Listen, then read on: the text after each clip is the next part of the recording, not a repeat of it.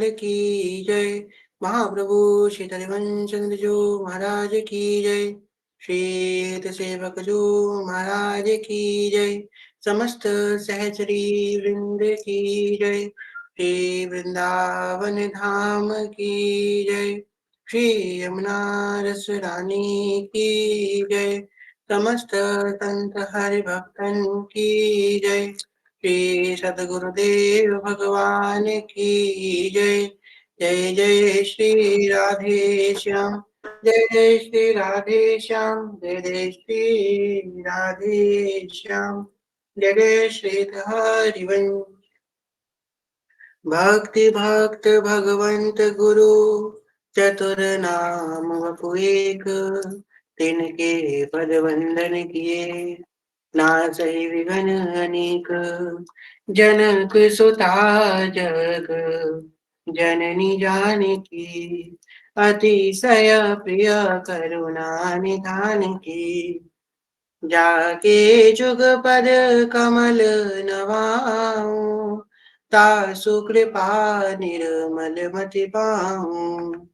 मखेश्वरी क्रियेश्वरी स्वदेश्वरी सुरेश्वरी त्रिवेद भारतीश्वरी प्रमाण शासनेश्वरी रमेश्वरी क्षमेश्वरी प्रमोद काननेश्वरी ब्रजेश्वरी ब्रजाधिपे श्री राधिके नमोस्तुते।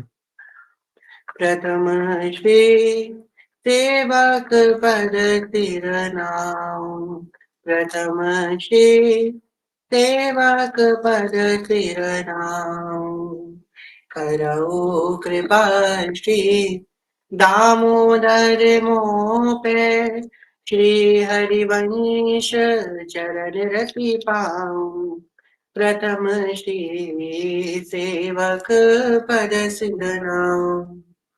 गुण गंभीर व्यास नंदन चुके तुव प्रसाद सुजस रस गाऊं। नागरिदास के तुम ही सहायक रसिक अनन्य प्रति मन भाऊं। प्रथम ते सेवक पद सिरनाम। प्रथम श्री सेवक पद सिरनाम। श्री हरिवंश श्री हरिवंश श्री हरिवंश चरण केवल साकार के आकार कृपा के फलस्वरूप श्री आनंद की कृपा के फलस्वरूप आप हम सब यहाँ पे एकत्रित हुए श्री प्रिया जी की सहचर्य कथा श्रवण हेतु। तो हम सब ने हित सजनी जो की और कथा श्रवण करी। ललिता जो की विशाखा जो की तुंग विद्या जो की कथा श्रवण करी। आज श्री जी की कृपा से हम लोग थोड़ा जो अष्टयाम सेवा है नवनिवृत्त निकुंज की उसकी चर्चा प्रारंभ करते हैं। और ये कथा जो है सखियों की एक कुछ दिन में विश्राम होने वाली है, तो सब लोग नियमित रूप से आए रोज। फिर 2-3 दिन में कथा विश्राम हो जाएगी। फिर सेवकानी की कथा पुनः प्रारंभ होने वाली है। तो हरिवंश नाम की जो हमारी जो एक लहर थी, हा हरी रा राधा वा वृंदावन सास ऐश्वरी, इस भाव में हम सब ने डूबे और जाने कितनों के इस जो लहर चली है, ये जो श्री जी कृपा से उठी हरिवंश नाम की, जिसमें पहले ठाकुर जी की हुई चर्चा, मीरा वैसा का चरित्र हुआ, फिर बूढ़ी सखी जी की कथा हुई, वृंदावन लीला की हुई, सहचर्यों की हो रही है। तो इस कथा के दौरान जाने कितने लोगों को क्या क्या मिल गया श्री जी कृपा से, यानी कितने भाव उनको मिल गए, क्या प्रेम मिल गया, वो वर्णन करने योग्य नहीं है। तो ये हरिवंश नाम हम पे कृपा करने आए थे। आगे जो हमारा सातवां प्रकरण है सेवकवाणी जी का, फिर हम लोग प्रारंभ करेंगे। 2-3 दिन कथा शेष रह गई है। आप सबसे प्रार्थना है कि नियमित रूप से कथा में पधारें। तो सबसे पहली कि अष्टयाम सेवा हम लोगों ने सुना कि कौन अधिकारी है, कैसे की जा सकती है, उसका स्वरूप क्या है अष्टयाम का। और सबसे यहाँ पे हमको ये बात समझनी है कि हम सेवा करना चाहते भी हैं कि नहीं चाहते। आज एक जी कृपा से एक हैं, हम उनका नाम तो नहीं लेंगे, पर वो इन्फ्लुएंसर हैं इंस्टाग्राम पे। तो मतलब वो भगवान की जो है भक्ति की जो रील्स वगैरह होती है वो बनाते हैं, तो उनसे आज चर्चा हुई। तो हमने उनसे एक प्रश्न किया कि भैया आप कौन से संप्रदाय के हैं? तो बोले हम ब्राह्मण हैं।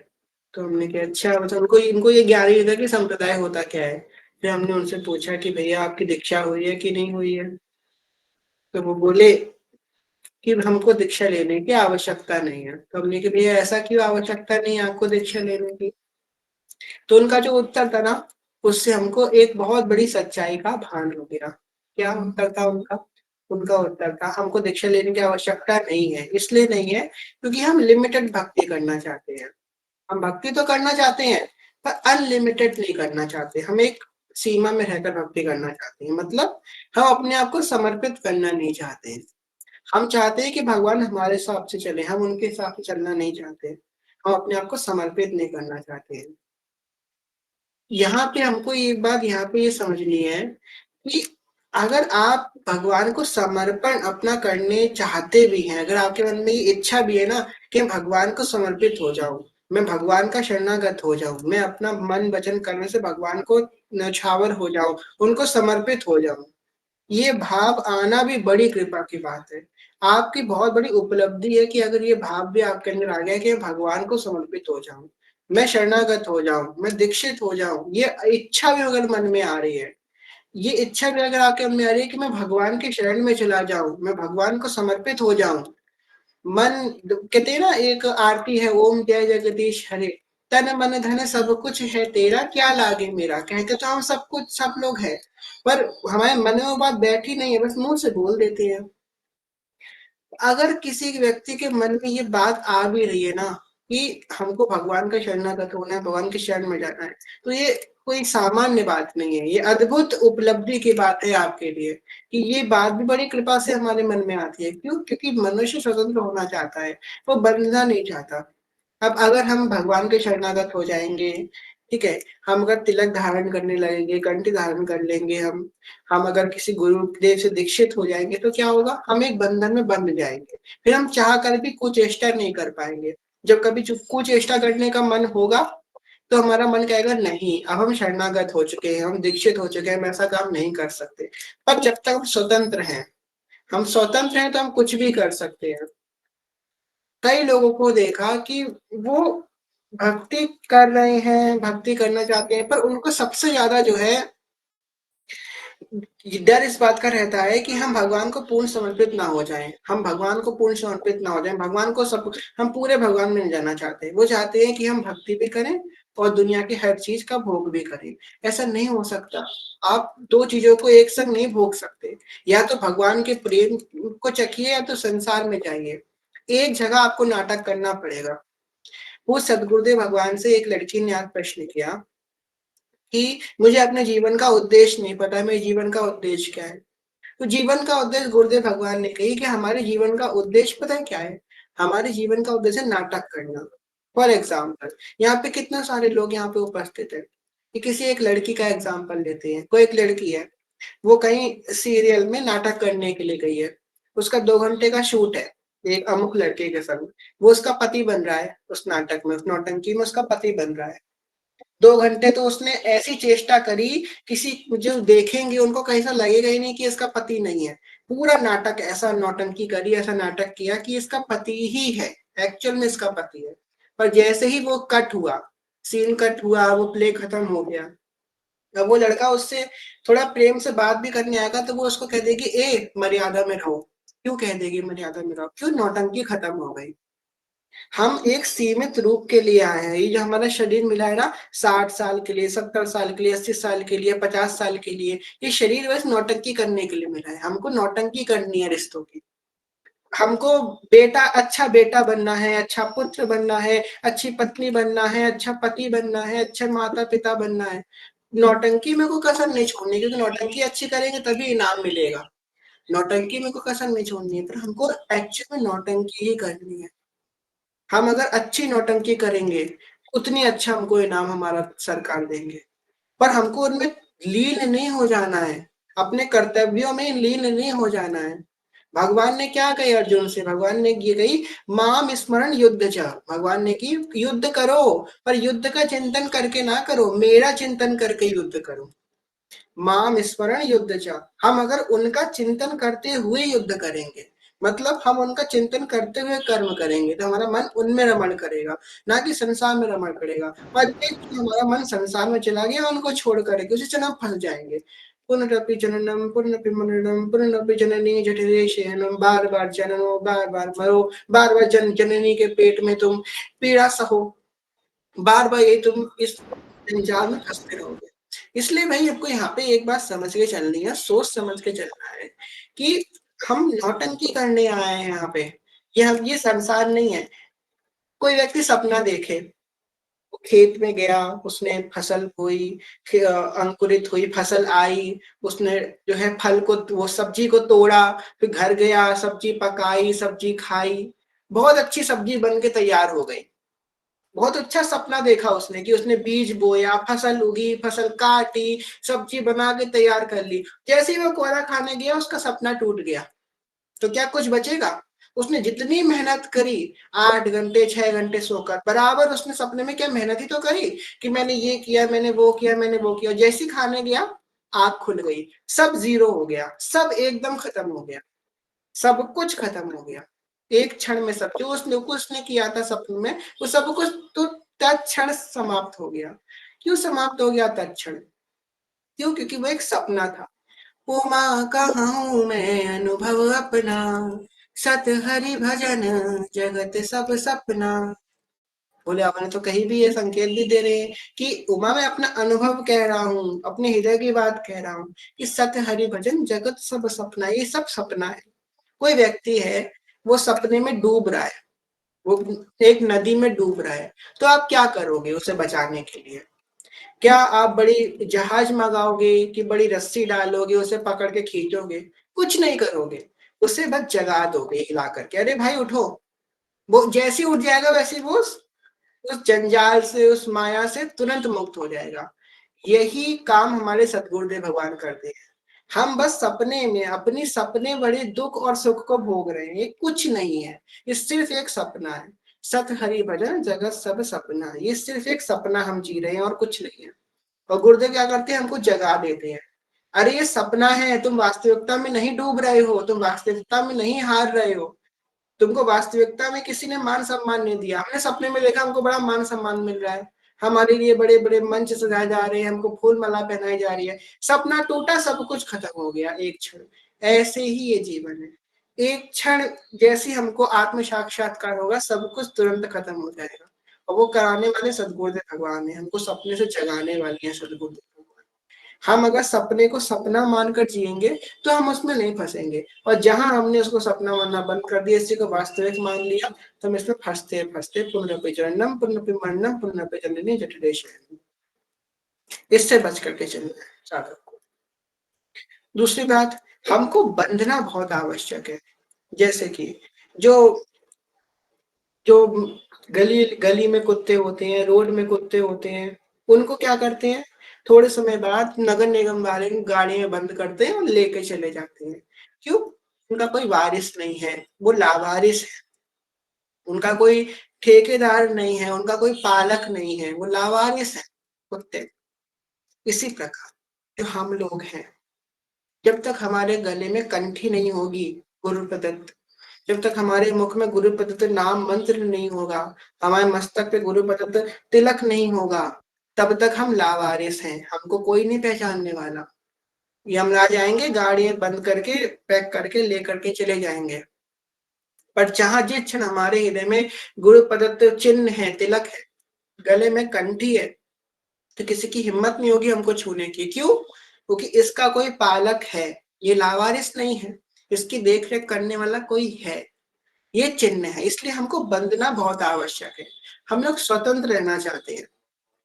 एक नहीं, आपने तो आपको एक का एग्जाम्पल दिया, यानी कितने अनेक लोग हैं ऐसे आज इस समय प्रेजेंट काल में भक्ति मार्ग में। आज एक देखा हमने, एक पोस्ट देखी, उसमें एक व्यक्ति ने कही कि भक्ति जो है ना, एक आज एक कंटेंट बन के रह गया है। और बिल्कुल सही बात है, बिल्कुल सही बात है।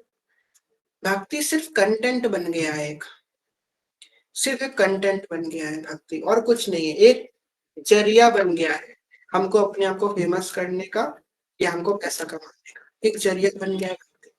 और जिसने इसको जरिया बनाया उसको भक्ति महारानी की कृपा कभी प्राप्त नहीं होगी। ये भक्ति देवी है, ये भक्ति महारानी है, जो जो क्षीरोदक्षाई विष्णु के हृदय से प्रकट हुई है। ये भक्ति देवी है, ये आप इनको सामान्य मत समझिए। ये भक्ति यदि वृंदावन धाम में निवास करती है वो भक्ति देवी है। हम लोग भक्ति देवी को एक अपने प्रपंच में उनको यूज कर रहे हैं, उनका उनको एक्सपेक्टेशन कर रहे हैं, उनका प्रयोग कर रहे हैं अपने स्वार्थ को पूर्ति करने के लिए। बंधना नहीं चाहते हैं, हम नहीं बंधेंगे, हम नहीं लेंगे दीक्षा। हमको क्या जरूरत है, अरे हम लिमिट में भक्ति करेंगे, इतनी भक्ति नहीं करेंगे। भक्ति तो अनलिमिटेड होनी चाहिए। भक्ति तो अगर आपको करने का मौका मिल रहा है तो खूब करो भक्ति। भक्ति तो कभी पूरी होती ही नहीं है। अब देखिए हमारे जो हरिदास ठाकुर है, कितना नाम जप करते हैं, 6 लाख नाम जप करते हैं एक दिन में, एक दिन में 6 लाख नाम। और क्या कह रहे हैं कि मैं से तो नाम जप ही नहीं होता है। चैतन्य महाप्रभु के सामने गए तो बोल रहे हैं कि मुझसे तो नाम जप होता ही नहीं है, मैं तो नाली का कीड़ा बनने के लायक भी नहीं हूँ। इतनी धन्यता, कह रहे हैं कि मैं नाली का कीड़ा बनने के लायक भी नहीं हूँ, मुझसे तो नाम जप होता ही नहीं है। इतनी धन्यता है हरिदास ठाकुर की, 6 लाख नाम जप करने के बाद भी। ऐसी धन्यता होनी चाहिए हमारे अंदर, जाने वो कब आएगी। इसलिए हमको बंधना बहुत आवश्यक है, किसी संबंध में, किसी प्रेम में, उनके किसी नाते में हमको बंधना है, हमको किसी सेवा में बंधना है। प्रारंभ में मन नहीं लगेगा भक्ति में, आप मन को लगाएंगे। देखिए डिस्ट्रैक्शंस बहुत है, पहले के समय में डिस्ट्रैक्शन इतनी नहीं थी। पहले के समय में क्या होता था, व्यक्ति को सुबह उठना है, उसको अपना शेड्यूल फॉलो करना है, जो उसका रूटीन है दिनचर्या से उसको चलना ही चलना है, ये उसकी हैबिट है, उसको दिनचर्या का पालन करना है। पर अब क्या है, अब तो कभी अपनी दिनचर्या से भटक सकता है, इतना सारा, उसे घर से बाहर निकलने की आवश्यकता ही नहीं है। घर से बाहर भी ना निकले फिर भी वो अपने पूरे दिन इस यंत्र में फंसा रह सकता है, बहुत फंसा रह सकता है। वो उसको कहीं जाने की आवश्यकता नहीं है। यही तो माया है, और हमको इससे दूर होना है। आज का समय तो बड़ा ही भयभीत समय चल रहा है, इसलिए इससे बच करके चलिए, अपने आप को बांधिए। तभी नियम दिए जाते हैं। क्या नियम दिए जाते हैं कि 12 पद करो, 11 माला करो। नियम बांधने के लिए नियम दिए जाते हैं, जिनका स्वाभाविक भजन होता है। जो संत होते हैं, जो रसिक होते हैं, उन्होंने खुद मन होता है माला करने का। वो 11 क्या, वो 111 माला कर ले, उनका बस है तो एक एक दिन में, वो रसिक जन होते हैं। हम लोग जैसे लोग क्यों है, हम लोगों को 11 माला का नियम है तो 11 माला भली रो के करें, गा के करें, पर करनी पड़ेगी। तो हमें गुरुदेव ने हमको बांधा है, बांधा है, उस नियम से बांधा है कि अगर कुछ नहीं करेगा तो 11 माला तो करेगा, 12 पद तो करेगा, 5 पद सेवक जीवानी जी के करेगा, 10 श्लोक सुधांशु दीदी जी के करेगा, इतना तो करेगा ही करेगा। बांधा है, इसलिए बंधना बहुत आवश्यक है। जब तक हम बंधेंगे नहीं तब तक मुक्ति नहीं होगी। बंधन बंधन से ही कटता है, इस प्रकार लोहा लोहे को काटता है, बंधन बंधन को ही काटता है। हम संसार के बंधन में फंसे हुए हैं, अब भगवान के बंधन में बंधना पड़ेगा। भगवान की तरफ जाते ही, भगवान की तरफ जैसे ही हम भगवान की तरफ जाते हैं या भगवान की तरफ देखते हैं, हम सोचते हैं कि हम स्वतंत्र हो गए, हम तुरंत स्वतंत्र हो जाएंगे। स्वतंत्र नहीं हो सकते एकदम। स्वतंत्रता तो उनकी अवस्था होती है जिनका भजन स्वयं भगवान करते हैं, वो स्वतंत्र। व्यास भरोसे कुंवर के सोवत पाप पसार। जब तक इतना भरोसा नहीं आया है हमको, हम लोग कई लोगों को हमने देखा, उस दिन कथा में पद की चर्चा हुई, व्यास भरोसे कुंवर के सोवत पाप पसार। कितने लोगों ने कह दिया हम तो भजन नहीं करेंगे, श्री जी के भरोसे पे है। आप भजन नहीं करेंगे, श्री जी के भरोसे पे हैं, आपको करने की आवश्यकता ही नहीं है। अगर आप भरोसे में हैं, सच बता रहे हैं, आपको भजन करने की आवश्यकता ही नहीं है। पर अगर आप सच्चे भरोसे में, तुरंत एक क्षण में भरोसा भंग हो जाता है, एक क्षण में। विपत्ति का समझ लो, विपत्ति का वाह भी आएगा, तुरंत भरोसा भंग हो जाएगा। ये कैसा भरोसा है, व्यास भरोसे कुंवर के सोवत पाप पसार। वो स्थिति भी तो है व्यास जी जैसी, तो हमको भजन करने की आवश्यकता नहीं पड़ेगी। मामा जी जैसी स्थिति तो आए तब भजन करने की आवश्यकता नहीं पड़ेगी। स्थिति हमारी कुछ नहीं है, और हम रसिकों के दिनचर्या को पालन करने जा रहे हैं। उनकी दिनचर्या कहाँ से पालन कर पाएंगे। व्यास जी कौन है, विशाखा सखी है, साक्षात दिशा कर सके, इसलिए हमको बंधना बहुत आवश्यक है। जब तक बंधेंगे नहीं तब तक इस बंधन से मुक्ति नहीं पाएंगे। अपने आप को बांधो, अगर आपके पास कोई नियम नहीं है तो अपने आप को नियम दो, अपने आप को नियम दो कि आज से हमने नियम लिया है, हम रोज 84 जी के 84 पद करेंगे। अपने आप को नियम दो, इससे आपकी दृढ़ता बढ़ेगी। जिस जो व्यक्ति दृढ़ निश्चयी हो जाता है वो जितेंद्रिय बहुत जल्दी हो जाता है। क्यों? क्योंकि उसके अंदर एक निश्चय करने की क्षमता है। आधे लोग सोचते हैं आज से नहीं करेंगे फिर हो जाता है, कल से नहीं करेंगे फिर हो जाता है, मतलब उनके दृढ़ निश्चय का बल नहीं है, उनका कोई निश्चित नहीं है उनका मन। उनको दृढ़ निश्चय तो लेते हैं, 2 मिनट में उनका दृढ़ निश्चय टूट जाता है। क्यों टूट जाता है? क्योंकि हमारे दृढ़ निश्चय का बल ही नहीं है। जहां हम भजन से अपना बल बढ़ाएंगे, हमने दृढ़ निश्चय लिया हम रोज 11 माला करेंगे, शुरुआत में आपकी बहुत अच्छी दिन बहुत अच्छे से होने लगेगी, 1-2 दिन आप बिल्कुल 11 माला कंप्लीट कर लेंगे, फिर थोड़े दिन बाद क्या होगा, अरे थोड़ी देर बात कर लेंगे, अरे थोड़ी देर बात कर लेंगे, अरे थोड़ी देर बात कर लेंगे, करते करते करते करते रात आ जाएगी। रात आते आते क्या होगा, चलो अब रात हो गई है सो जाते हैं, कल एक्स्ट्रा कर लेंगे, और ना ही कल जो है एक उसकी भी नहीं होगी और पहले की भी नहीं होगी, कुछ नहीं होगा। एक नियम साधक को अवश्य बनाना चाहिए, प्रारंभिक जो साधक, मेरी बात आप समझिएगा। आपको अगर 11 माला का नियम मिला है, और यहाँ पे अपने ग्रुप में बहुत सारे लोग हैं जिनकी नई नई भी दीक्षा हुई है, वो सब लोग कथा सुनते हैं, रिकॉर्डेड सुनते हैं या तो लाइव सुनते हैं, तो आप सबसे मेरी प्रार्थना है, जिनकी नई दीक्षा हुई है अभी थोड़ा समय पहले, हम आपको अपने एक्सपीरियंस से बता सकते हैं, आप एक नियम अपना बना लेना कि हम रात का भोजन नहीं पाएंगे जब तक मेरी 11 माला नहीं हो जाएगी, वरना आपकी छूट जाएगी। आप 1 महीना करोगे, 2 महीना करोगे, आपके छूट जाएगी, जब तक आप नियम नहीं बनाओगे कोई। आप ये नियम बना लो कि मैं रात का भोजन नहीं पाऊंगा, मैं रात में शयन नहीं करूंगा जब तक मेरी 11 माला पूरी नहीं होगी। ये नियम बनेगा तभी आप माला कर पाओगे भाई। अपने मुताबिक चलोगे तो नहीं हो पाएगा, मन को बांधना पड़ेगा। जब तक मन नहीं बनेगा तब तक आपका काम नहीं होगा।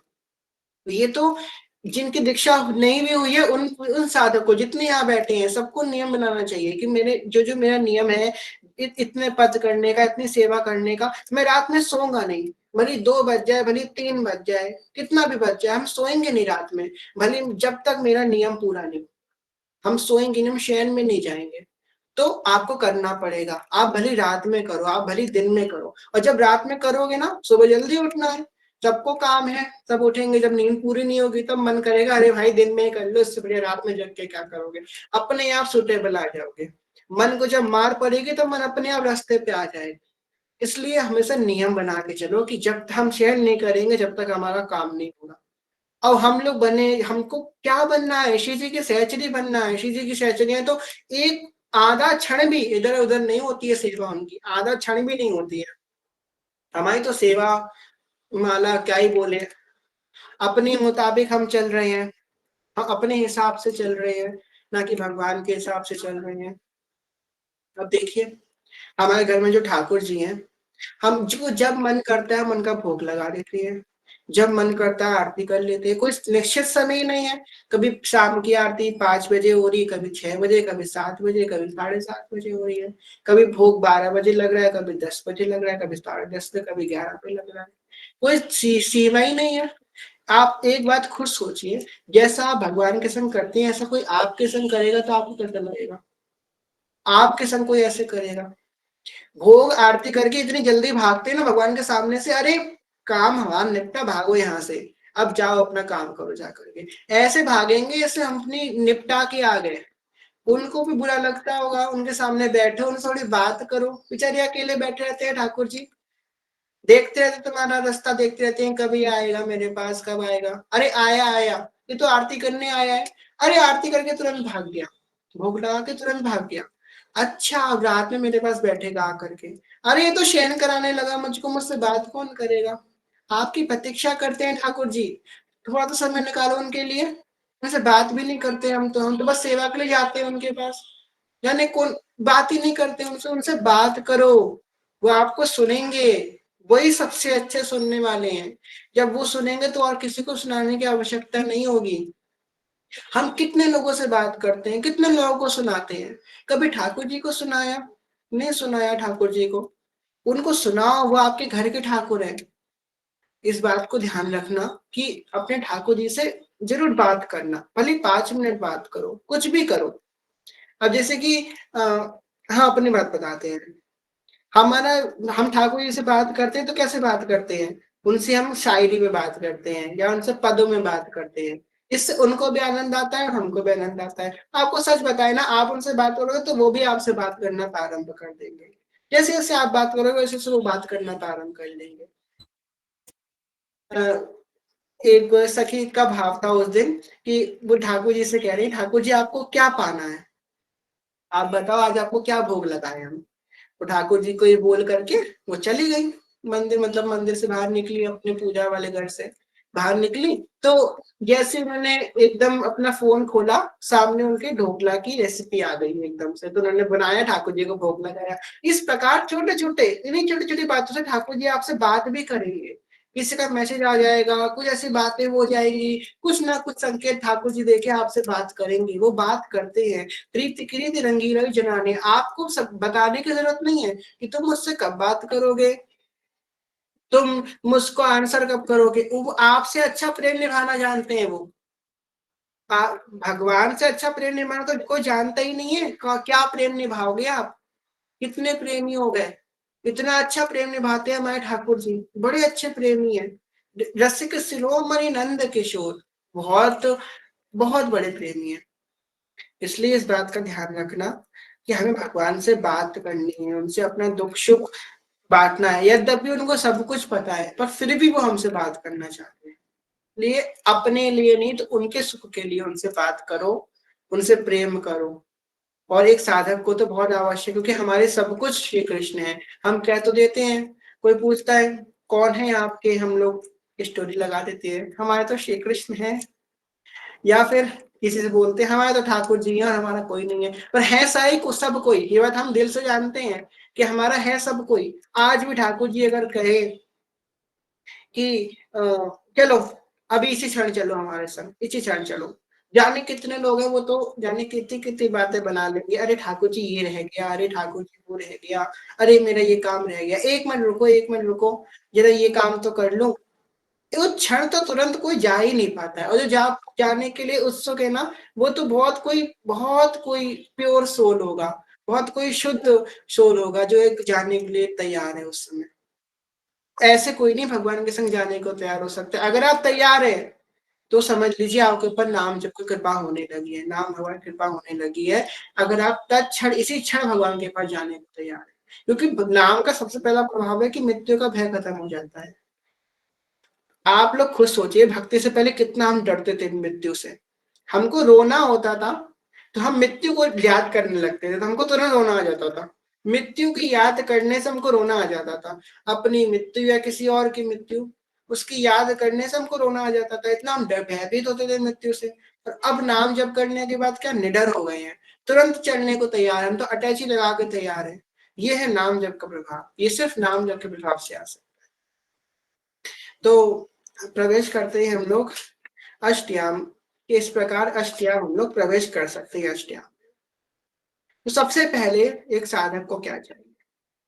सबसे पहले वो ब्रह्म मुहूर्त में उठे और अपने जैसे ही उठे अपने सैया पर बैठकर, सैया पे बैठे ही बैठे सबसे पहले बोले राधा वल्लभ लाल की जय, सदगुरुदेव भगवान की जय, दादा गुरुदेव भगवान की जय, हरिवंश महाप्रभु की जय, शील सेवक जी महाराज की जय। इस प्रकार बोल के वो अपने शैया पे बैठे बैठे ही सबको नमस्कार करें।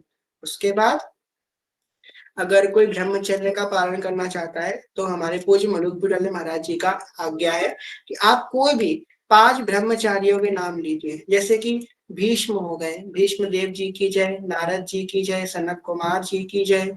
इस प्रकार कोई 5 ब्रह्मचारी, उनका नाम आप ले सकते हैं। इससे आपका ब्रह्मचर्य बहुत पुष्ट हो जाए।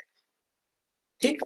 उसके बाद उसे जो है वो जो है इस तरह करके मानसिक परिणाम करके उठे और जा करके वो स्नान आदि क्रिया से स्वच्छ हो। अब सबसे पहले हमको अपना श्रृंगार करना है। एक बात याद रखना कि अगर आप साधक हो ना तो आपके मस्तक पे तिलक नहीं हटना चाहिए। वो अलग बात है कि अगर कुछ गया, मतलब कि स्वेटिंग हो रही है, वो बह गया तो बात अलग है, पर आपके मस्तक तिलक विहीन नहीं होना चाहिए। कौन हो आप? विष्णु पार्षद हो, श्री जी की सहचर्या हो, जिसको तिलक हमेशा पहले अपने तिलक की रचना करें। कैसे करें? अगर आप पीला चंदन लगाते हैं, थोड़ा कृष्ण जी का प्रसादी पीला चंदन निकाल करके रख ले। अब श्री जी को जल लगाएंगे तो नहीं, सुबह सुबह चंदन लगाओ श्री जी फिर हम लगाएंगे अपने, ऐसा तो नहीं होता। निकाल करके रख लो, हम तो यही करते हैं। एक कटोरी में पीला चंदन निकाल करके रख लो, शिव जी का प्रसादी पीला चंदन। उसके बाद वो अपने तिलक रचना करो, स्वच्छ वस्त्र पहनो। आपके वस्त्र सुंदर हैं कि नहीं सुंदर है ये मैटर नहीं करता, पर आपके वस्त्र जो स्वच्छ अवश्य होने चाहिए। स्वच्छ होने चाहिए आपके वृक्ष, आप अगर शिव जी की सेवा में जा रहे हैं तो। और पादुका पहने बिना, स्नान के बाद पादुका नहीं धारण करनी है कि स्नान से निकलती पादुका पैर में चली गई। थोड़े दिन नंगे पैर रहो, सर्दी हो चाहे गर्मी हो। मोजे पहन ली, हमको तो सभी समझ में नहीं आता ये मोजे वाला सिस्टम, पता नहीं लोग कैसे पहन लेते हैं। स्नान से निकल के थोड़ी शुद्धता बना के रखो, थोड़ी शुद्धता बना के रखो। बिस्तर में बैठ गए हम, कुर्सी में बैठ गए, ये दुनिया भर के कपड़े समेटने लगे, बर्तन देखने लगे। अरे स्नान से आकर सबसे पहले शिव जी की सेवा में जाओ। अपने दुनिया भर के तुमने अशुद्धि अपने पास ले आई, तब तुम शिव जी की सेवा में जा रहे हो। नहीं, स्नान से निकल के पादुका धारण करे बिना सबसे पहले तिलक रचना करो। तिलक रचना का जो आपका शीशा होता है वो अलग होता है, ये नहीं कि आपका जो ड्रेसिंग टेबल है वहीं पे जाकर के तिलक रचना करें। तिलक रचना का जो शीशा होता है वो अलग होता है, वो शीशा बस आप ही प्रयोग कर सकते हैं। एक शीशा बाजार से ले आइए अलग का, अलग एक अपना सेपरेट शीशा लेकर के आइए, उसमें तिलक रचना किया कीजिए। उसको पकड़ लिया, सामने हमने तिलक सामने रख लिया, उस पर तिलक रख ले। सबसे बढ़िया अपने मोबाइल पे फ्रंट कैमरा ऑन करके, हम तो ऐसे कर लेते हैं, फ्रंट कैमरा ऑन करके रख लिया, तिलक रचना आपने कर ली। इसके बाद हम गए शिव जी की सेवा में। हमारे मंदिर में शिव जी शयन कर रही हैं, अंधेरा होगा। सबसे पहले धीमे से मंदिर में हमने दंडवत किया, प्रणाम किया मंदिर की चौखट को। उसके बाद मंदिर में अंदर प्रवेश किया, और मंदिर प्रवेश करने से पहले जो है जो सहचरियां हैं, क्योंकि प्रिय प्रीतम विलास कर रहे हैं, उनका वो निज महल है, उनसे आज्ञा लेके प्रिय प्रीतम आपकी आज्ञा हो तो हम अंदर प्रवेश कर सकते हैं। उनकी आज्ञा लेने के बाद हम अंदर प्रवेश करने के बाद हमको सबसे अंदर सबसे पहले अपने मन में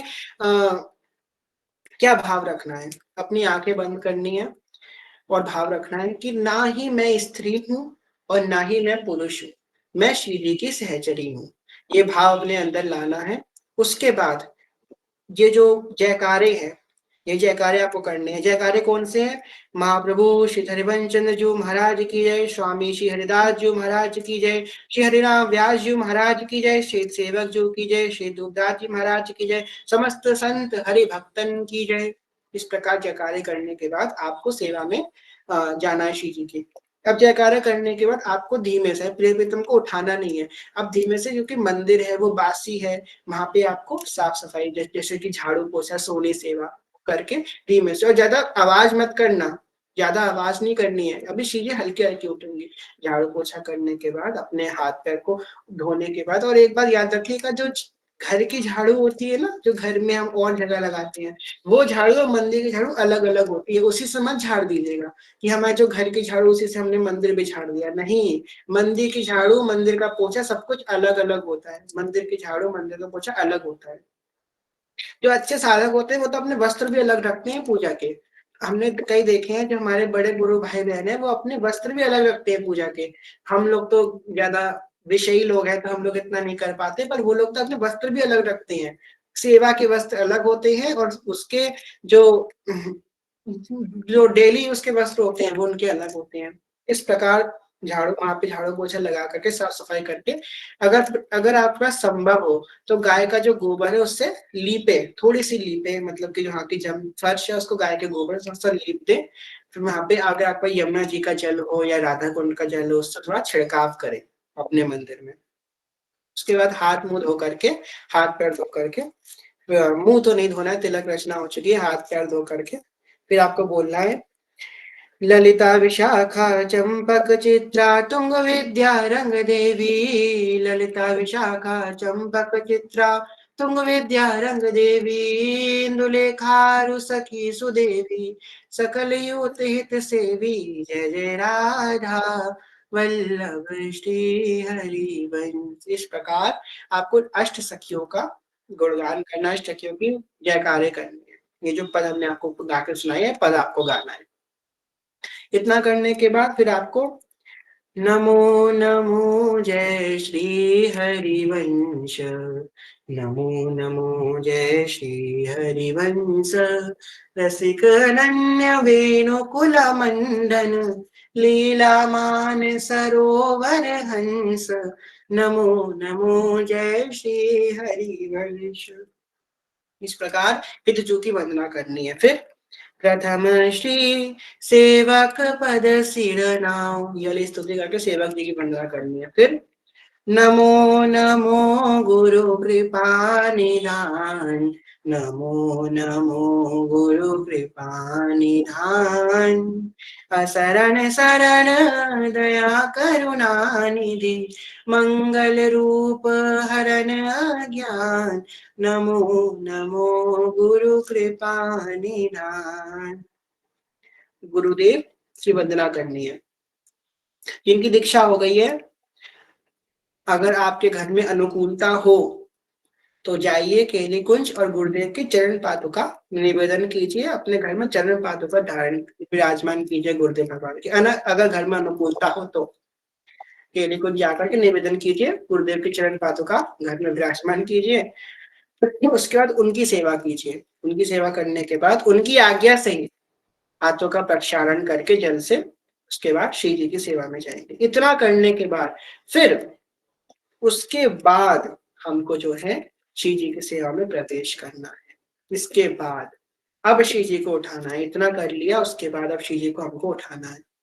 ये बात ध्यान रखिएगा कि जब हम शयन कराए रात में तो श्री जी के पास जो है कोई फूल पंखुड़ी ना हो, एक भी फूल की पंखुड़ी भी वहां पे नहीं होनी चाहिए। ये नहीं कि भगवान मुकुट पहने हैं, बांसुरी पकड़े हैं, माला पकड़े हैं आराम से। उनका जो कमर की जो पेटी है ना वो भी हल्की कर दी जाती है, पायल भी उतार दी जाती है कि भारी ना लगे। एक तो कैसे कंफर्टेबल होकर आदमी सोता है नाइट ड्रेस में, कितना कंफर्टेबल होता है, उनको कंफर्टेबल फील कराना है। उसके बाद जब भगवान को सुबह उठाएंगे तो अब जो है सहचरिया किस प्रकार मंगला समय में विचार कर रही है।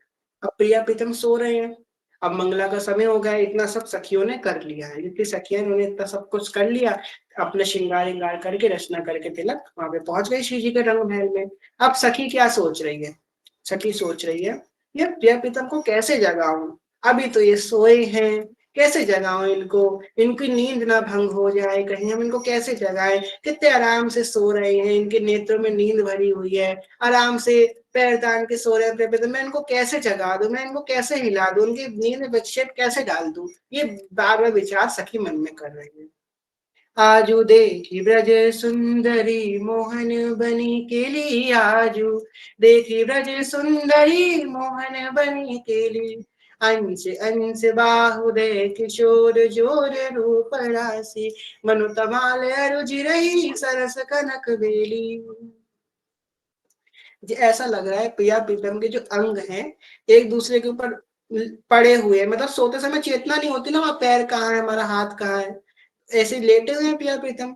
ऐसा लग रहा है कि तमाल की जो लता है, जो नीले नीले रंग के फूल की लता है, वो पीले रंग के फूल की लता में लिपटी हुई है। इस प्रकार प्रिया प्रीतम का रूप लग रहा है। मनो तमाल रुचि रही सरस कनक बेली, नभ निकुंज भ्रमण गुंज मंज घोष प्रेम पुंज, गान करत मोर पिकनी अपने सुर सुमेली। अब समय के संग संग मोर पिक अपने अपने आवाज में गान करने लगे हैं। मोर है, मरार है, जो कोयल है, वो अपनी अपनी मंद मंद आवाज करने लगे। जैसी मोर ने आवाज करी, कोयल ने आवाज करी, वैसे प्रिय प्रीतम के अंगों में हल्की हल्की हलचल होने लगी, हल्के हल्के अंग हिलने लगे हैं।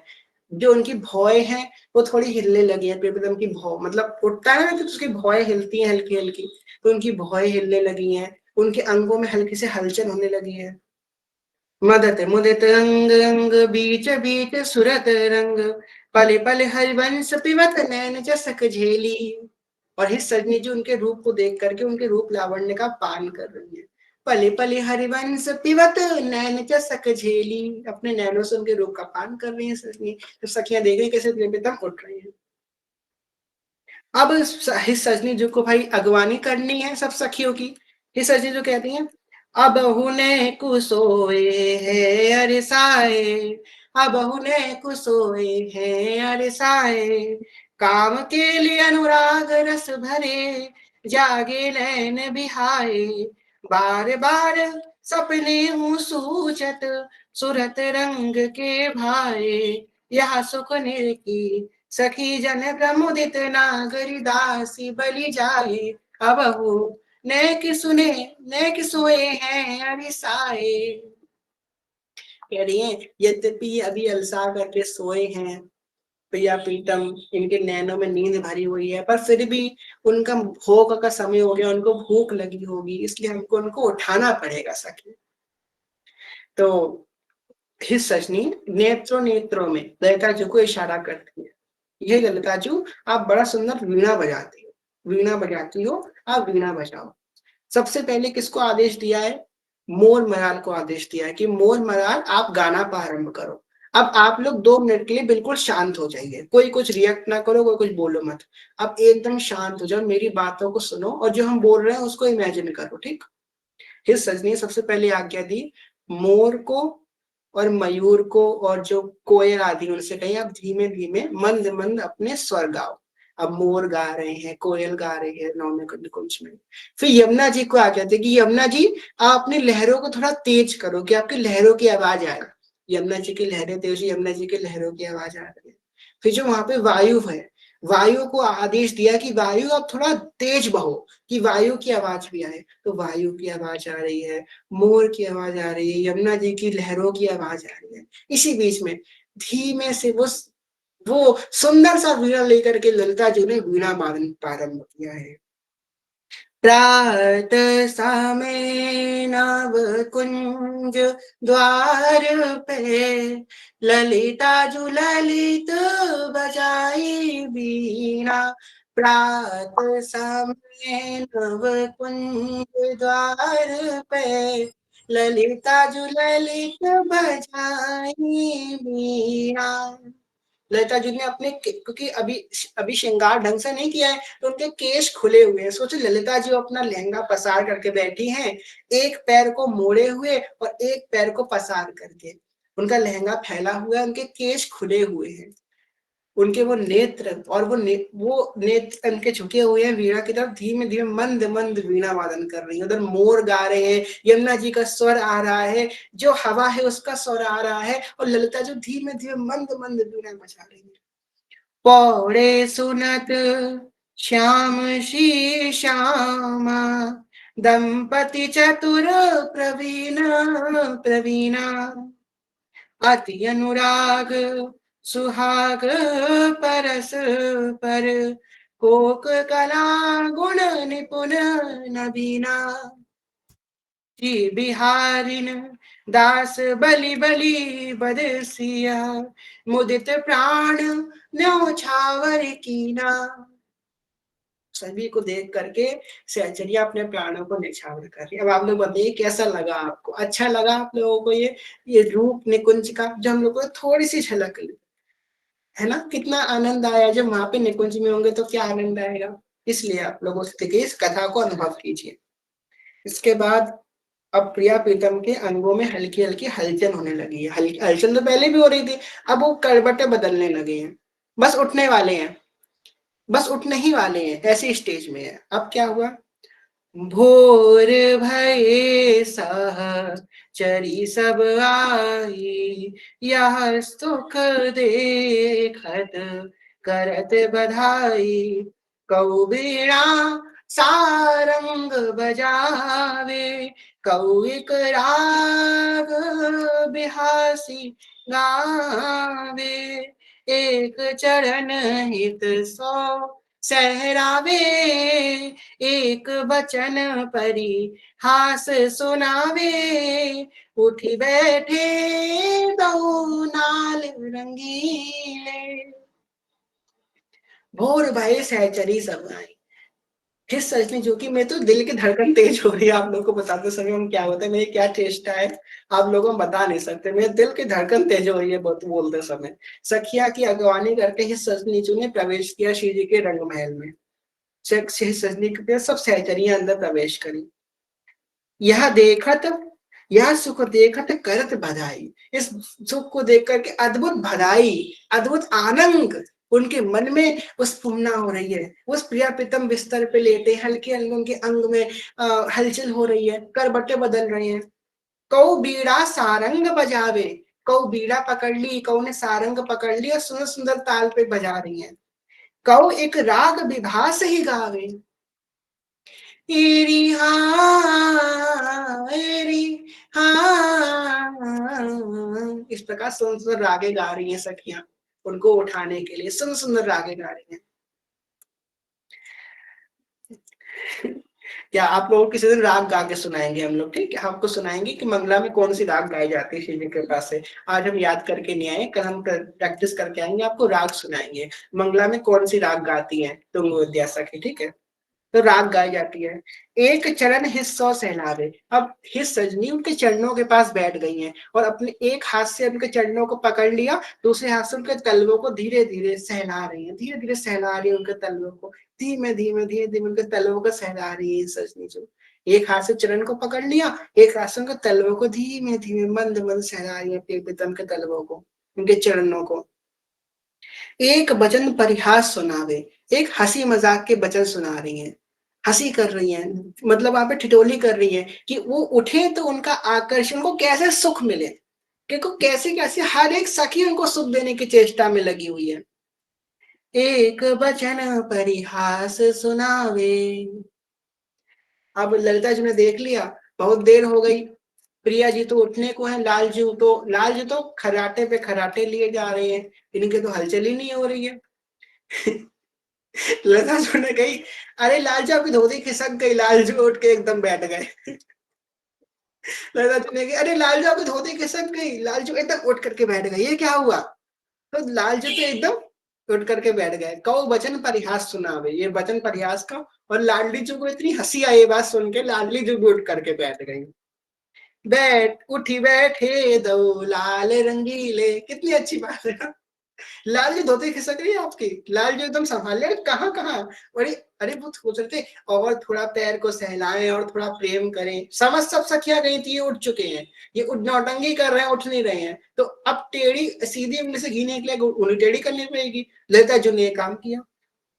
उठ बैठे दो लाल रंगीले, दोनों रंगीले लाल प्रिया प्रीतम जो रंगीले हैं, प्रेम रस में भीगे हुए रंग रंगीले हैं। राधा वल्लभ लाल रंगीले की सरकार रंगीली है, सरकार रंगीली है, पिया की सरकार रंगीली है। श्री राधा वल्लभ लाल रंगीले की सरकार रंगीली है। तो वो दोनों बैठ गए उठ करके, विथुरी अलग सबे अंग ढीले। अब जमाई ले रहे हैं, अंगड़ाई ले रहे हैं। अब प्रिया जी जब अंगड़ाई ले रही है ना सुबह उठ करके, आहा उस छवि का वर्णन क्या करें। वो सखियां इतनी प्रसन्नता में भर रही हैं, इतना आनंद आ रहा है सखियों को, प्रिया जी अंगड़ाई ले रही हैं, प्रिया जी जम्हाई ले रही हैं, उनकी वो छवि को अगर हम सोचे भी तो कितना आनंद हमारे देह में भरेगा। धूमत अरुण नयन नियारे, भूषण बसन न जात समारे। उनके नैन एकदम नींद में भरे हुए हैं। कभी राधा वल्लभ जी की मंगला किसने किसने दर्शन करे हैं? हैंड रेस कीजिए, अपने राधा वल्लभ जी के मंगला के दर्शन करे हैं आपने? प्रकट में नहीं करे तो फोटो में करे हैं, किसने किस राधा वल्लभ जी के मंगला के दर्शन करे हैं? चलो बहुत से लोगों ने करे हैं, जय हो। अब आगे से और अच्छे से करना है एक बार। उनकी जो राधा वल्लभ जी के नैन है ना, उनमें नींद भरी होती है हमारे राधा वल्लभ जी के नैन में।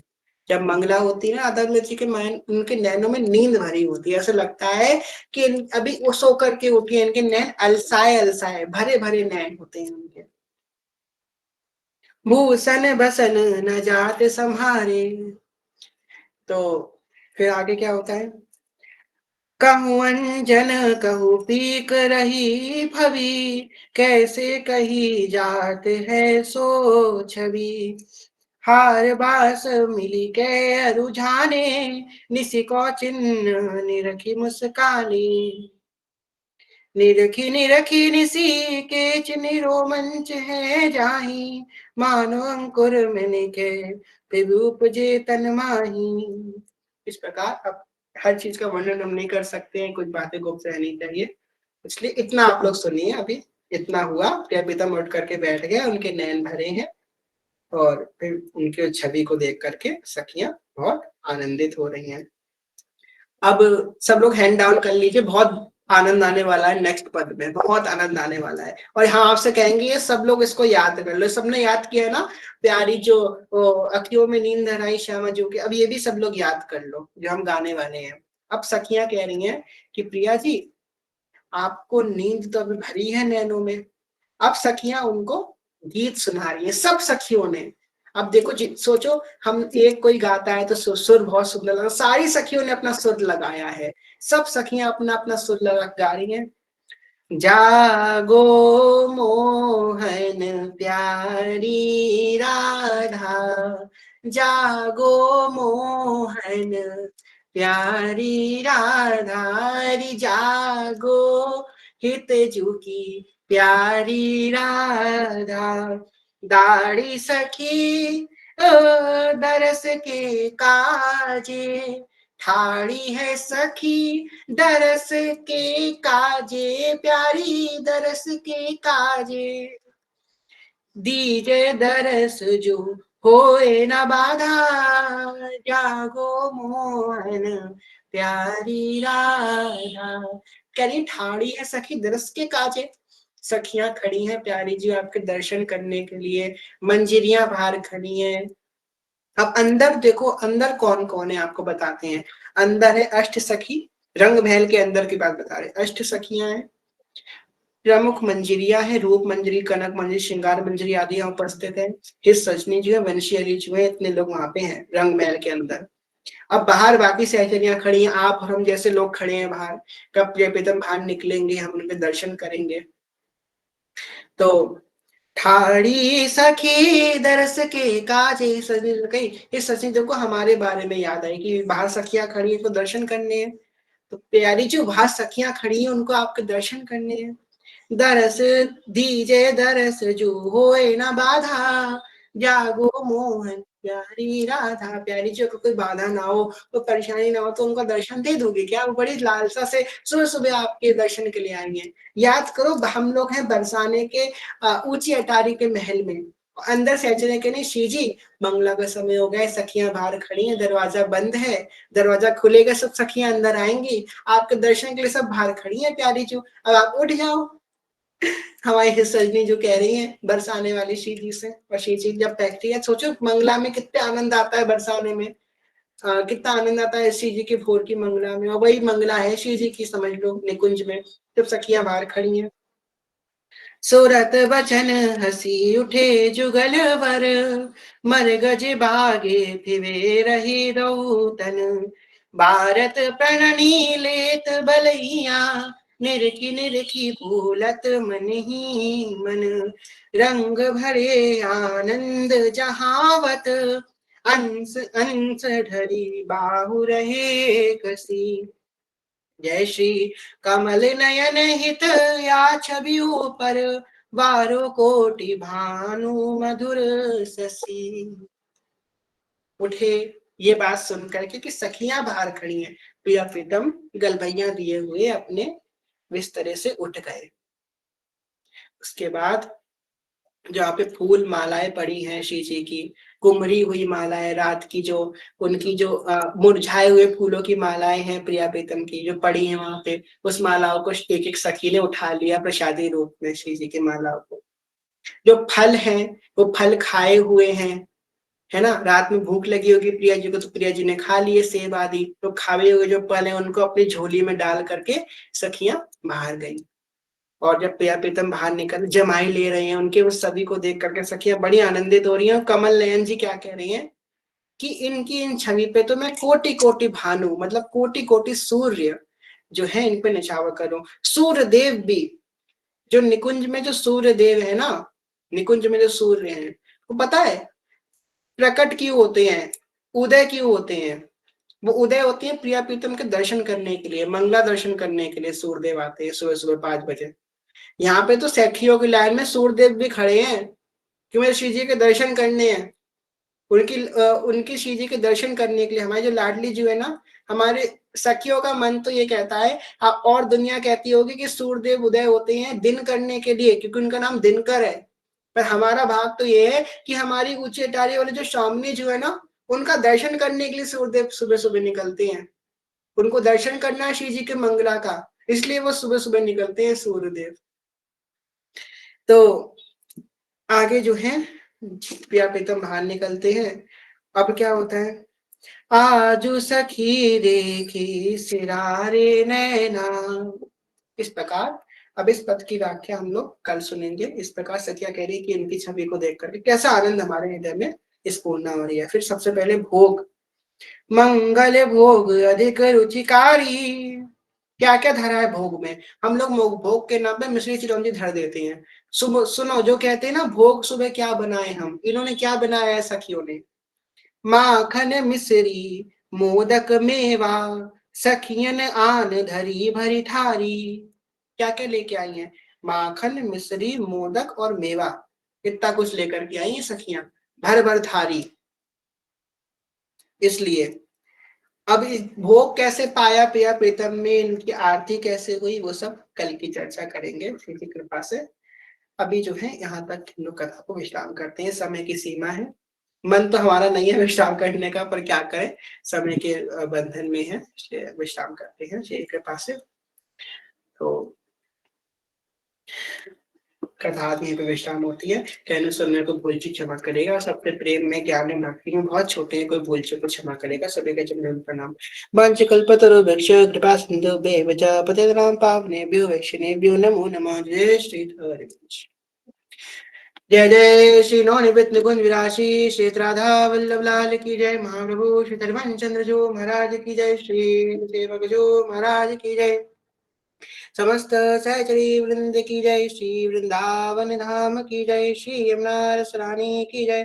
समस्त संत हरि भक्तन की जय। श्री सदगुरुदेव भगवान की जय। जय जय श्री राधे श्याम, जय जय श्री राधे श्याम, जय जय श्री राधे श्याम, जय जय श्री हरिवंश जय श्री हरिवंश श्री हरिवंश श्री हरिवंश जय श्री हरिवंश।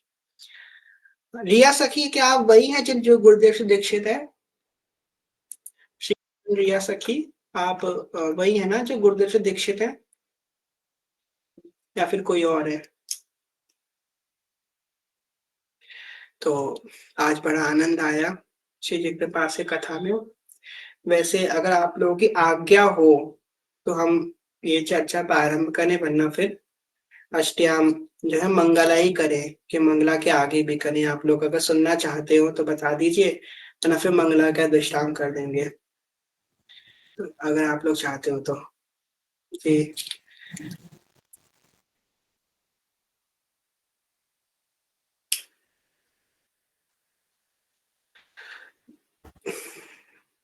जी जी। अरे सब लोग कह रहे हैं, ठीक है, हम प्रयास करेंगे करने का।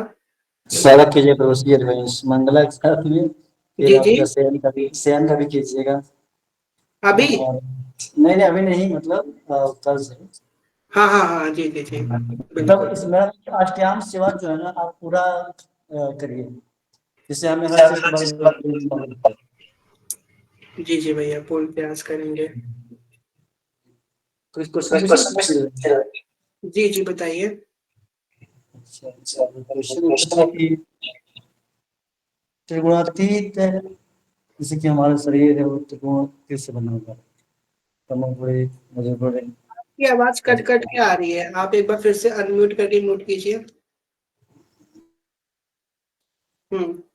हाँ, अभी आ रही है शीघ्र। जी जी आ रही है। हाँ जी। तो इस क्वेश्चन ये था कि हम इस शरीर से त्रिगुणातीत कैसे होंगे? नाम जब से। सात्विक ठीक है, वो समझ गया।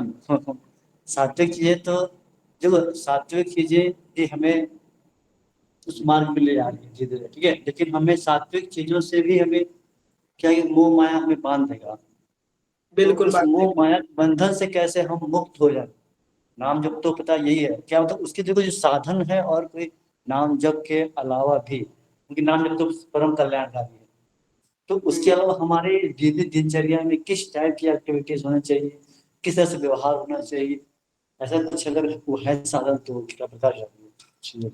बिल्कुल बिल्कुल, बहुत सुंदर प्रश्न किया आपने, बहुत सुंदर प्रश्न किया। तो आपने जो आपका आंसर है वो तो नाम जप है, पर नाम जप करके संग संग हमको क्या क्या सावधानियां रखनी है दिनचर्या आदि में, उसका हम चर्चा कर सकते हैं। देखिए, त्रिगुणातीत अवस्था हमको प्राप्त करनी है, क्योंकि हमारे प्रभु ने गीता में कही है कि मैं तीनों गुरु से परे हूँ। भगवान श्री कृष्ण तीनों गुरु से परे हैं, हमको उनके रूप में स्थित होना है। उनके रूप में स्थित होने के लिए हमको भी त्रिगुणातीत माया से उठना होगा। लोग कहते हैं कि सतोगुण बंधन, सतोगुण सर्वोच्च है, सतोगुण भी बंधन का कारण है।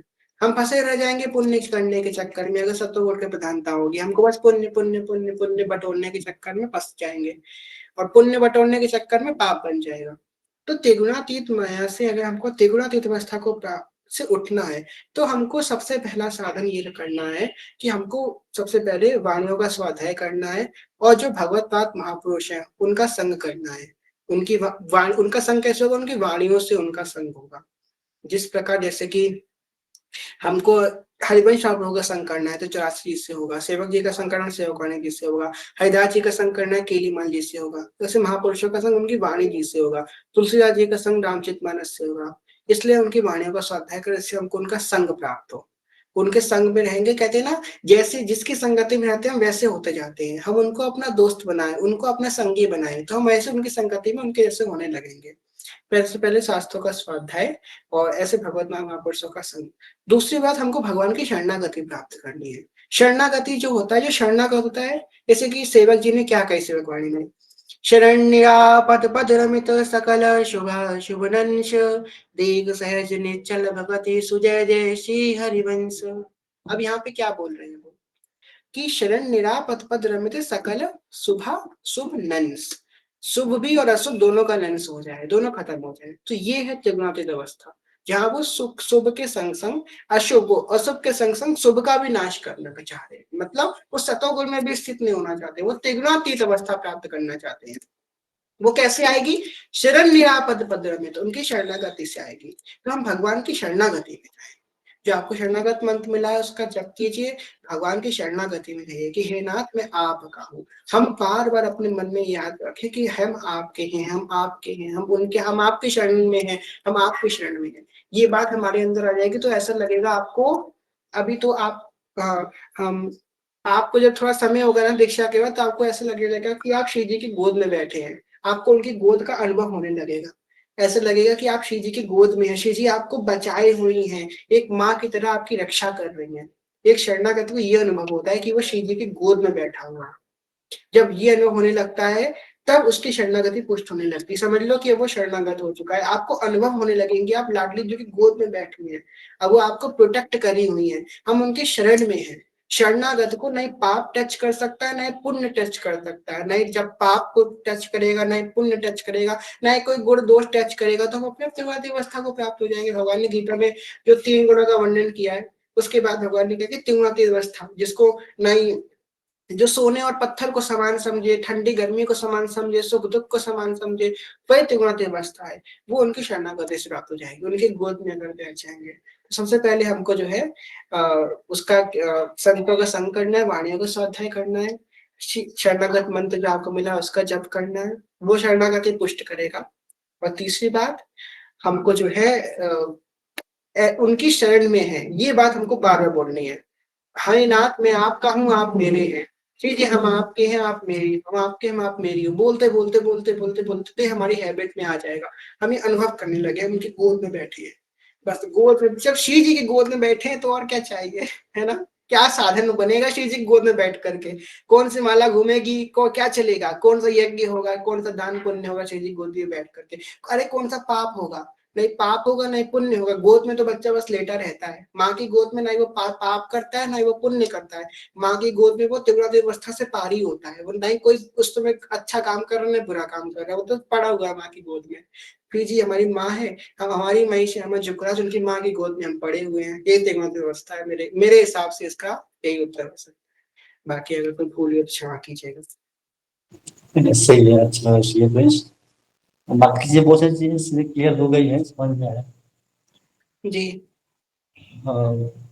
और इसी के साथ में ना एक क्वेश्चन और भी था, शायद ये सबके लिए भी क्वेश्चन है, जी क्योंकि जी ना अभी हम हमारे ग्रुप में आप देखोगे या फिर ऐसे और बाहर भी संसार में देखते हो, तो मैंने ना आपसे पहले भी एक क्वेश्चन किया था कि भक्तों का संग, हम तो भक्तों का संग तो कर रहे हैं भाई, लेकिन भक्तों से कैसा व्यवहार करना है और उनकी संगत से हमें कितना दूर रहना और कितना कितना पास रहना है, कितना आसक्त रहना है, कितना आसक्ति रहना है। क्योंकि आज तक हम देख भी रहे हैं कि लोग भक्तों का संग क्या किया, जो लोग संसार को छोड़ के आए हैं, जो चीजें संसार को छोड़ के आए हुए हैं, वही चीज वो अध्यात्म में जुट करके उस चीज को अपना रहे हैं, आसक्त हो रहे हैं उस चीज से है। और कहीं ना कहीं मुझे ऐसा भी लगता है कि एक भक्त के प्रति वो दोष बन जाता है।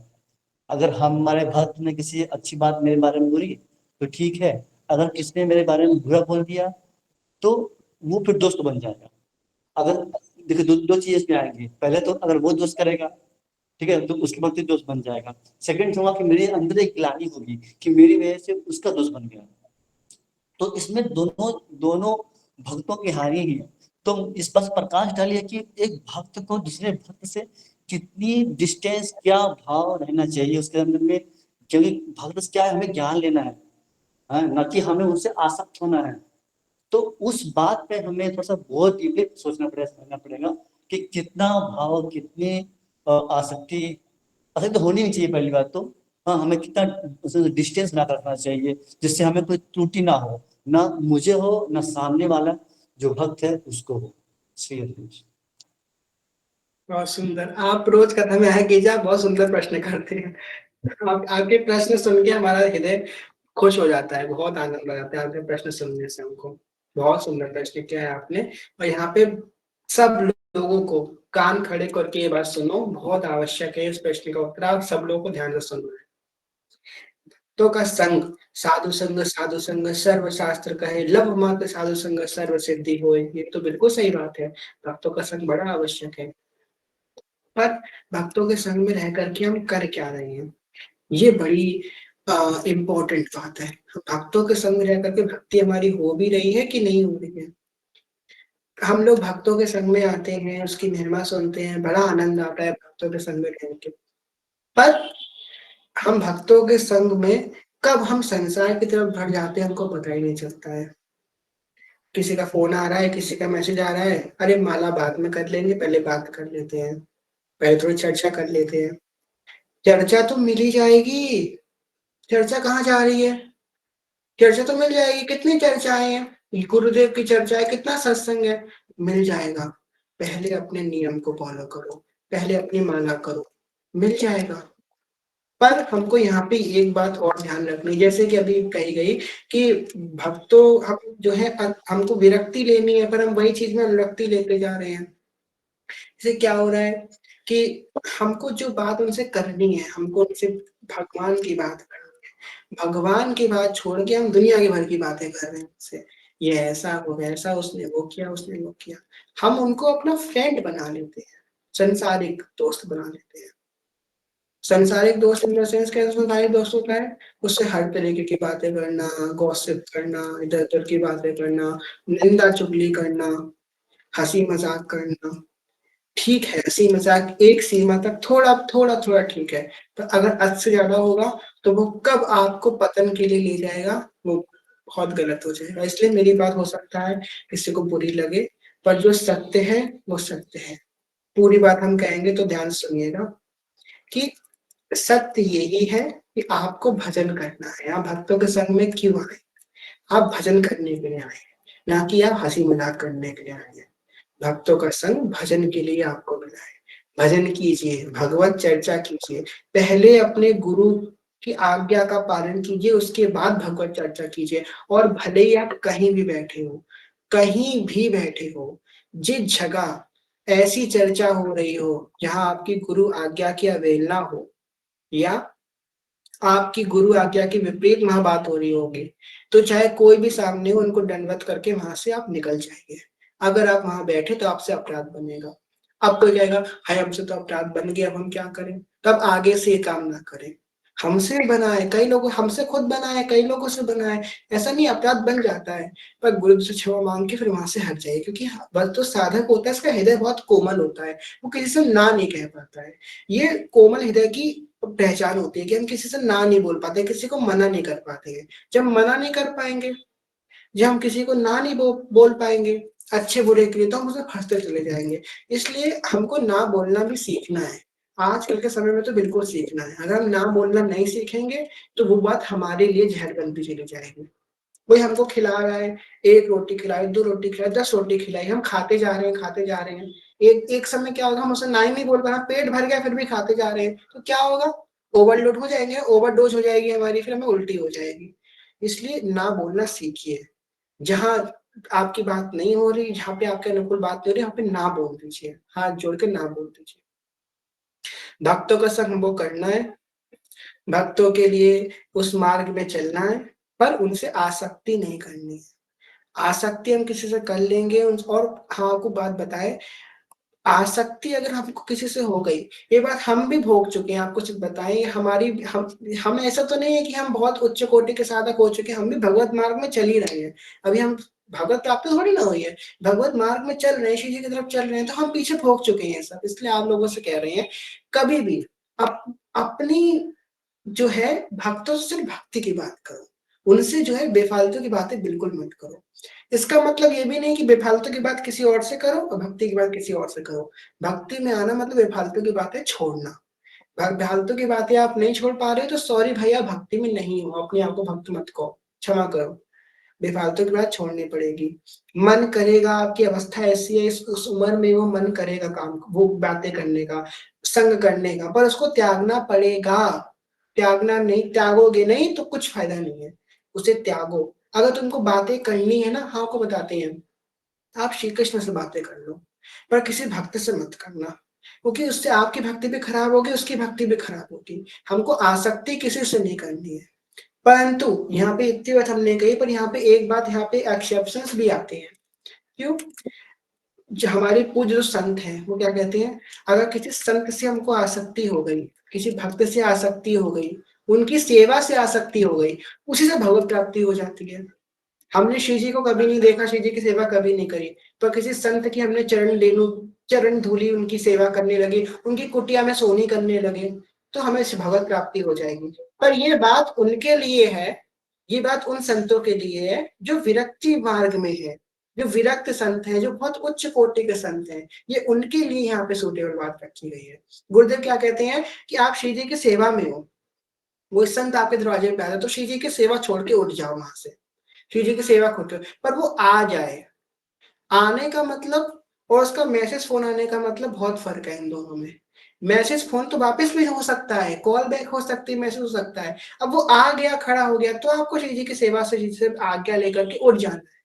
पर हमको अगर, और सबसे आपको बताएं, ऑनलाइन भक्ति जो है, हम ऑनलाइन जो भक्ति करते हैं ये बहुत अच्छी है, पर इसमें बीच में कहीं ना कहीं हम लोग दिक्कत, जैसे कहते हैं वायरस आ जाता है, ये वायरस बीच बीच में आ जाता है। वायरस क्या आता है, हम आसक्ति एंड पर जाते हैं। हम यहाँ पे किसी के लिए कुछ नहीं बोलेंगे, पर हम बस ये कहना चाहते हैं, हम आसक्ति में ना फंसे, लिमिटेड बात करें, जितनी हमको जरूरत है उतनी बात करें, जितनी जरूरत है। क्यों भी, ये जवान क्या हमको हर समय बोलने के लिए मिली है, नाम जप के लिए भी तो मिली है। अगर सिर्फ वार्ता ही नहीं कर ली है तो नाम कब निकलेगा मुख से, है ना? वैसे हम इस चर्चा में कुछ बोलना नहीं चाहते थे, पर प्रश्न हुआ है इसलिए हमने बोला। हम कुछ नहीं बोलना चाहते थे इस बारे में। यहाँ पे कई लोग उपस्थित है जो जानते हैं इस बात को, पर हम, क्योंकि आप प्रश्न आया है तो हमको क्योंकि मेरा कर्तव्य है प्रश्न का उत्तर देना, इसलिए हम दे रहे हैं। तो बस हमको इस बात का ध्यान रखना है, आसक्ति में ना फंसे किसी की। हमने आपको बताया, हम अपनी खुद की बात बता रहे हैं। मेरे पास कुछ लोगों के मैसेज आते हैं, इतने लंबे लंबे मैसेज आएंगे उनके, हम उनसे कुछ कहते नहीं है। आपको बताएं, इतने लंबे मैसेज आते हैं, इतने लंबे मैसेज आते हैं कि रीड मोर 3 3 बार दबाना पड़ता है हमको। और उसमें क्या बातें होगी, वो पूरे दिन की बातें बताएंगे, उसके बाद वो एक छोटा सा प्रश्न कर देंगे, प्रश्न के बहाने वो पूरी अपनी वार्ता करेंगे। या फिर 6-6 मिनट की, 8-8 मिनट की रिकॉर्डिंग आती है मेरे पास, हमारे पास खुद के पास आती है 8-8 मिनट की, 10-10 मिनट की। वो उन्होंने शुरू से लेकर के अंत तक जो किया वो बताएंगे। आखिर में एक प्रश्न की आड़ में हम किसी को ये नहीं कहेंगे मुझसे प्रश्न ना करो, हम इतने बड़े संत नहीं हो गए, प्रश्न की आड़ में कितनी बातें कर लेंगे, इतनी बातें तुम प्रियालाल जी से कर लो भाई, ठाकुर जी तुमको सुनेंगे, तुम प्रश्न की आड़ में क्या कर रहे हो, भगवान देख रहे हैं सब, आप क्या कर रहे हो। जब विपत्ति आती है, जब हमको दुख आता है तो हम कहते हैं भगवान सुन नहीं रहे हैं। तो अब जब तुमने सुख में उनको ने सुनाया तो दुख में तुम्हारे क्यों सुनेंगे, भगवान से बातें करो। भगवान Krishna is the best listener, वो सबसे अच्छे सुनते हैं और सबसे अच्छा जवाब देते हैं, बस प्रतीक्षा करनी पड़ेगी। इसलिए उनसे बात करो, श्री जी से बातें करो। भक्तों से बात करना अच्छी बात है, आप उनसे बातें कीजिए, उनसे भगवत चर्चा कीजिए, उससे आपके प्रेम की स्फूर्णा होगी, क्योंकि नए नए लोगों के भाव हमको सुनने को मिलेंगे। कई बात ऐसी होती है जो हमको अंदर भाव नहीं होते हैं, जैसे कि हम लोग यहाँ पे आए, आपने श्री जी कृपा से हमारे भाव सुने तो आपको नए नए भाव मिले, ठीक। हमने जो है, हमने कहाँ से सुना वे गुप्त बात रखते हैं, पर आपने हमारे भाव सुने, उससे आपके मन में भाव स्फूर्णा हुई। ऐसे भक्तों के संग से हमको नए नए भाव मिलते हैं, नए नए भाव की स्फूर्णा होती है, हमें अंदर के विकार दूर होते हैं, हम अगर जो टेंशन में होते हैं, डिप्रेशन में होते हैं, हमसे उससे दूर निकलते हैं। पर अब जो इस समय हम देखो, हर किसी का अलग अलग कोटि का आंसर होता है, इस समय हम भगवत प्राप्ति की तरफ बढ़ रहे हैं, हमको हर चीज से विरक्ति लेनी है, हर एक चीज से विरक्ति लेनी है, अनुरक्ति सत से। अब यहाँ पे एक बात कहते हैं, बस एक बात को कह के हम विश्राम करेंगे अपने वाणी को। पहले क्या होता है, साधक को बहुत ध्यान समझिएगा, सब लोग बहुत ध्यान समझिएगा मेरी बात को। प्रारंभ में उसे असत चीजों से, जो असत चीजें होती हैं उससे विरक्ति कराई जाती है और सत्य की तरफ आसक्ति कराई जाती है, कि ये सत्य की तरफ आसक्ति करे और असत से विरक्ति करे। पर ऊंचे की स्थिति क्या होती है, जब वो सत्य से भी विरक्ति कर लेता है, ये होता है पूर्ण वैराग्य। सत और असत दोनों से विरक्ति होनी चाहिए, ये आगे की स्थिति होती है। हमको किसी से कोई आसक्ति नहीं है, किसी से कोई अनुरक्ति नहीं है, सिर्फ अपने प्रियालाल जी से है और किसी से कुछ नहीं।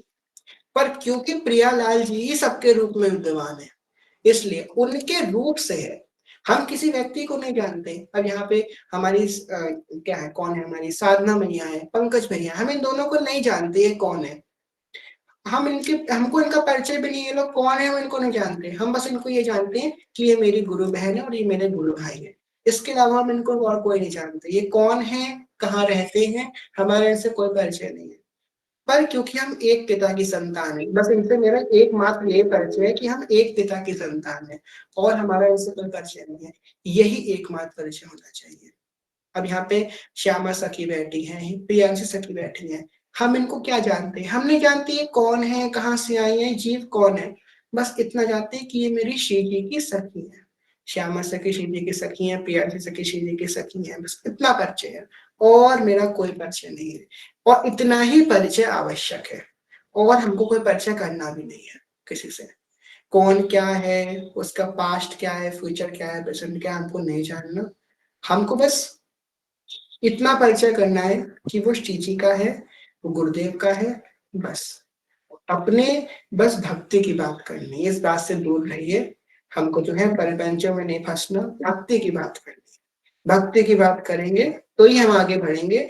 और जब तक हमको ये बात समझ में नहीं आएगी तब तक आपको, जब तक आप ऐसा करो सुने तो आपको मेरी बात खराब लगेगी, हम सच बता रहे हैं, आपको खराब लगेगी कि ये देखो गलत बात बोल रहे हैं, हम भक्तों का संग कर रहे हैं, हमको भक्तों से क्या प्रॉब्लम है, भक्तों का संग करने से कई लोगों को खराब लगेगी।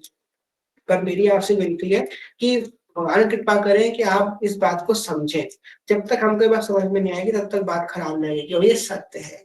भगवान कृपा से आप सबको एक दिन पता चलेगी कि हम फंस रहे हैं, हम एक्चुअली फंस रहे हैं, दलदल में जितना हिलेंगे उतना अंदर जाएंगे, आप फंस रहे हैं, आपको दिख नहीं रहा है आप फंस रहे हैं, जो काम आप संसार में करते वही काम अभी कर रहे हैं, जितना काम संसार में उतना काम अभी कर रहे हैं। हमारे बीच में मुस्कान सखी है कि नहीं, आपको बताते हैं, मुस्कान सखी हमारे बीच में है कि नहीं है, नहीं है, शायद है यहाँ बैठी है। अब मुस्कान सखी की बात है, मुस्कान सखी से क्या कही, मुस्कान सखी को जो है श्री जी कृपा से प्रेरणा हुई, तो हमने उनको बताया आप इतनी माला करो, इतने पाठ करो। एग्जाम्पल आपको लाइव एग्जाम्पल दे रहे हैं। फिर उन्होंने क्या किया, दिन में 2-3 बार फोन आता था, बात हमने की बिल्कुल नहीं, बात नहीं करनी है, पाठ करना है। हमने फोन किया, फोन उठाया, 84 जी हो गई, नहीं हुई, चलो रखो फोन, पहले पाठ करो तब बात करो। ये होता है भक्तों का संग। हमने की नहीं, पाठ कीजिए तब बात कीजिए, आज पाठ नहीं हुआ, अरे पूरा वो नहीं, पूरा समय तो मेरा पाठ में चला जाता है। अब आपको हम यहाँ पे खोल नहीं सकते आप लोगों को ये क्या पाठ करती हैं, पर ये बहुत बहुत साधन करती हैं, आपको हम बता नहीं सकते क्योंकि आज्ञा नहीं है बताने की यहाँ पे कौन कितने जाप करता है। पर ये सखी पूरा दिन पूजा पाठ में लगे रहती है, सेवा में, पाठ में, नाम जप में।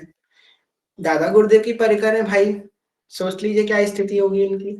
तो उसके बाद हम तो ये कहती हैं कि हाँ पूरा दिन तो निकल जाता। हमने कि कोई बात जरूरत नहीं है बात करने की, आपने हमसे बात करी, हमने आपको क्या बताया कि आप ये नाम जप करो, ये पाठ करो। आप पाठ कर रही हो तो हमें से तो बात कर रही हो, क्योंकि आप मेरी बात का अनुसरण कर रहे हो। हमको उनकी बात का अनुसरण करना है, ना कि उनसे ही बातें में लगे रहना है। हमको किसी को यहाँ पे प्रसन्न नहीं करना है, हम यहाँ किसी को प्रसन्न करने नहीं आए हैं। और जो भक्त इस बात से प्रसन्न नहीं हो रहा कि आप नाम जप कर रहे हो, आप पाठ कर रहे हो, और यार हमसे बात कर लो थोड़ी देर, नाम जप हो जाएगा, पाठ हो जाएगा, तो वो भक्त हो ही नहीं सकता। क्योंकि भक्त को तो प्रसन्न तभी होती है जब सामने वाला पाठ करता है। भक्त ये नहीं कभी चाहेगा कि आप मुझसे बात करो, वो चाहेगा कि तुम पाठ करो, तुम नाम जप करो, मुझसे बात हो चाहे ना हो। यही भक्त होती है ना। और दूसरा भक्त के मन में कभी ये बात नहीं आएगी अरे जो है दूसरे भक्त का उन्होंने ये बात नहीं की, अरे मैंने आज बात नहीं करी, मुझे पाठ पाठ में पूरा समय निकल गया। यही तो करने आए हैं यहाँ पे, यही तो करने आए हैं, नाम जप करने आए, पाठ करने आए कि हम यहाँ पे बातें करने आए हैं। बातें कर ली, बहुत कर ली, चर्चा है, अच्छी बात है, चर्चा कीजिए, भगवत चर्चा बड़ी आवश्यक है, अति आवश्यक है भगवत चर्चा। सूत जी ने भगवत चर्चा करी, तभी उन्होंने सुखदेव जी ने भगवत चर्चा करी, स्कंद पुराण आदि में शिव जी ने भगवत चर्चा करी, काकभूषण जी ने भगवत चर्चा करी, सबने भगवत चर्चा करी। वो बड़ी आवश्यक है, पर अपना नाम जो अपना साधन बड़ा आवश्यक है। वरना हम दिखेगा तो निकल रहे हैं, पर बंध रहे हैं। बंधे के लोहे की जंजीर या सोने की जंजीर से बंधना बंधना ही होता है, चाहे जिससे बंध जाए। इसलिए इस बात का ध्यान रखना है, एक लिमिट तय है करके भक्तों का संग करना है। भक्तों का संग भी करना है तो उसको सांसारिक रूप ना बना दे, सांसारिक रूप बना दिया तो वहां पे हम फंसते चले जाएंगे। क्षमा कीजिएगा अगर कुछ ज्यादा बोल दिया हो हमने, जैसे हम छोटी मुंह बड़ी बात कहते हैं, बड़ी नीच व्यक्ति है। और आप लोगों को सच बताया ना, जितने यहाँ बैठे हैं, जितने भी यहाँ बैठे हैं, 40 लोग बैठे हैं, और अपने ग्रुप में जितने लोग हैं, भगवत मार्ग, माता जी, प्रभु जी कम्युनिटी में जितने 1000 करीबन लोग हैं, ज्यादा ही 1200-1300 लोग हैं, जितने लोग हैं ना, सबसे नीच कोई व्यक्ति होगा ना तो वो हम होंगे। जितने लोग हैं 1200 में सबसे जो नीचे, अपर से भी अपर, लोअर से भी लोअर, बॉटम लेवल का जो व्यक्ति होगा वो है हम। तो आप उस नजर से हमको देखिए। और मेरी बात अगर बुरी लगी तो क्षमा, हम धीरे से वहां प्रार्थी है, अगर मेरी बात किसी को बुरी लगी हो, जो गुरुदेव की आज्ञा है, जो संतों की आज्ञा वही हमने बोला है। बाकी अगर किसी को बुरी लगी हो तो क्षमा कीजिएगा। लोअर बॉटम से बॉटम व्यक्ति हैं, तो इस बात का ध्यान रख के मेरी बात को सुनिएगा। जी हरिवंश। जी जी जी।